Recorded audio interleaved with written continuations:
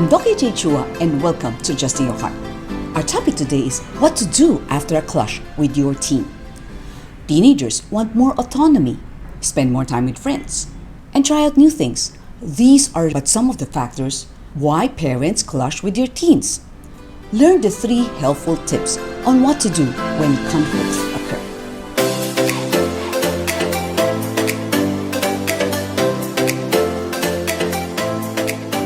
Tip number 1, communicate with your teen.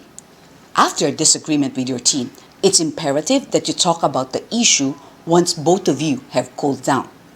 Refrain from talking at the heat of the moment, as you might say hurtful things. If your parents did that to you, and the effect on you was that you were challenged, good for you. But remember that your teen comes from a different generation and has a different personality. He or she might get discouraged instead. Regardless of who's right or who's wrong, reach out to your teen. I know it's not easy, but this is how you model forgiveness and humility. Here's some things that you can say, like, I messed up and I didn't mean to hurt you. What can I do to make you feel loved? It was my fault that happened. I would like to make it up to you. I would learn from this and try to do better next time. I value our relationship more than this situation or argument. I was wrong. Please forgive me. Sweeping the problem under the rug is not the solution. Traditional Asians don't like to confront issues, thinking erroneously that the problem will just go away after a certain time. But if the same thing happens again and again, the irritation would eventually escalate, and before you know it, there's a World War III at home. Parenting teenagers is totally different from parenting children. You don't expect them to obey you just because you commanded them. The more you lecture or nag at them, the more they'll tune you off. Dr. Phil McGraw said that yelling causes teens to go into a shutdown mode. Instead of talking down on them, talk with them. Allow your home to be a safe place in which your teens can share what they're feeling and what they're thinking without being judged. Listen to what they have to say. Respect their opinions, even though you may not agree with them. You may ask them why they reacted that way, or why they broke a certain rule, or why they think that way. Assure them that you love them and explain why you want them to obey by a certain rule. As a teenager, I was not happy with the rules my parents imposed. My mom was very strict. I can't go to a disco, that's your version of a bar before, watch a movie, or join an outing without an adult chaperone. And that would be my good friend Shirley Estrada Tijuanco's mom. I can't have a boyfriend until I graduated from college. Take note, no explanation was given. They won't tell you, oh, we're doing this because we love you and we want to keep you safe. Of course I complained. I told my mom, how come my friend can go to a disco and I cannot? She can stay out late at night, but I cannot. My mom got very angry and didn't provide any explanation. And one time I remembered I was allowed to go to a debut, but I came home late. That was the time that there's no cell phone. I can't call and say, Mom, I'm gonna be late. So by the time I came home, I was scolded and grounded. She didn't explain that, oh, all along she was worried that something bad had happened to me. That's why I was late. When I was older, of course, I appreciated all my parents did for me. Still, I wished my parents took the time to dialogue with me. Tip number 2, choose your battles. Evaluate with your spouse which rules need to be changed, reinforced, or let go. That way, you can avoid fighting often with your teen. Give your teen more freedom as compared to your younger children. And let your teen know what are the house rules that they still need to abide and what are the sanctions if they don't. Here are some issues you and your spouse need to talk about, like curfew. Will you allow your teen to dye his or her hair purple, pink, or blue? How about having tattoos, body piercing, vaping, drinking alcohol? So talk about these before it happens. At what age will you allow your teen to have a boyfriend or a girlfriend?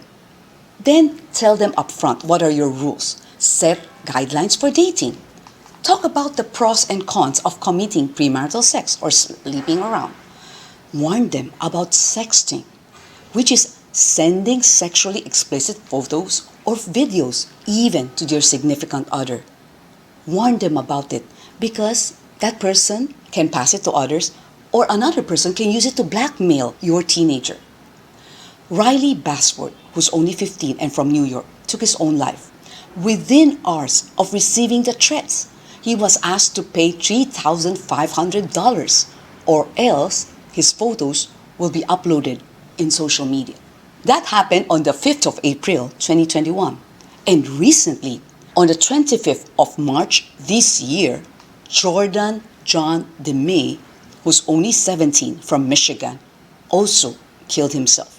He already sent them money, but the blackmailers wanted more. 15-year-old Amanda Todd met Aiden Coban, a Dutchman in his 30s, online. He flattered her, and at his request, she flashed him, and Aiden took a picture of her breast. When Amanda refused to put on another show for him, he sent that photograph to her classmates on Facebook. Her classmates ostracized her. To cope with the anxiety, Amanda descended into drugs and alcohol and ill-advised flirtations and sex. She posted a video online about her ordeal before committing suicide in 2012. These are some of the things that she said. I didn't have friends and I sat at lunch alone. There's so much name-calling, judged. I started cutting. Every day I think, why am I still here? Then nobody liked me. I wanted to die so bad. When he brought me home, I drank bleach. Kids filmed it. I was all over the floor and left on the ground. My boobs were his profile pic.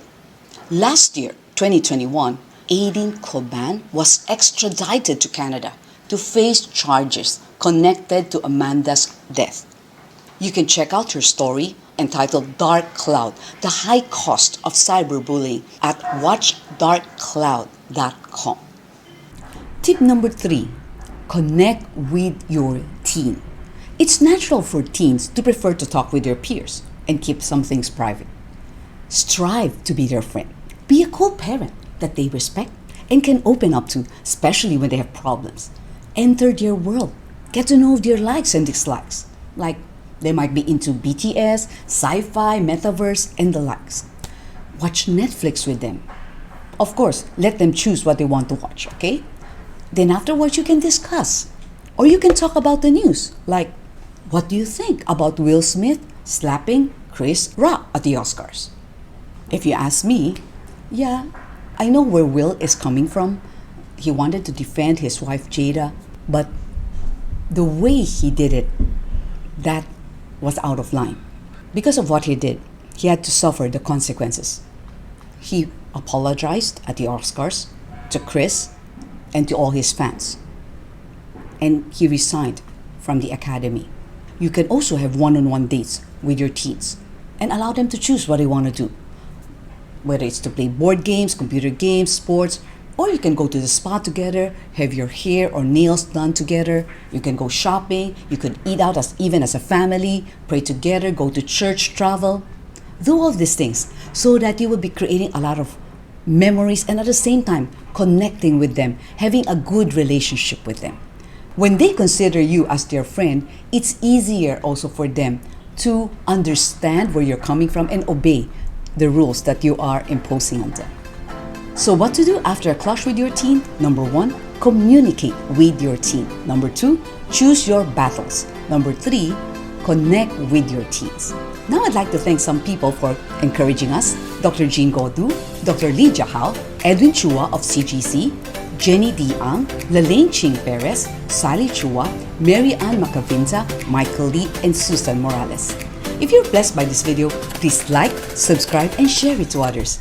And do follow us in TikTok, IG, Facebook, and GCTV 185. And next week, our topic is what to do after a clash with my spouse. Stay safe, everyone.